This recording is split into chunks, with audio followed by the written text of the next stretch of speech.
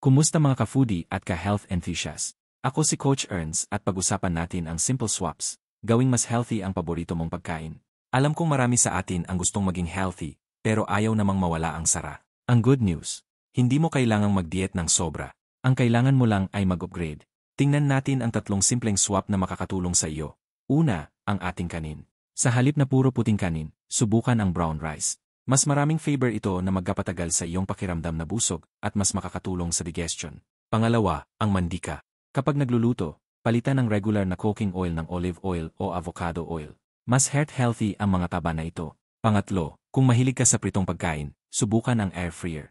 Parehong crispy ang labas, pero mas kaunting mandika, o minsan wala pa. Mas guilt-free ang kainan, di ba? Tandaan, ang kalusugan ay hindi tungkol sa perpektong pagkain, kundi sa paggawa ng mas matatalinong pagbili. Magsimula sa maliit na swap ngayon. Anong swap ang susubukan mo? I-comment mo na yan. At kung nagustuhan mo ang tip na ito, huwag kalimutang i-share at mag-follow para sa mas maraming healthy hacks. Hanggang sa muli.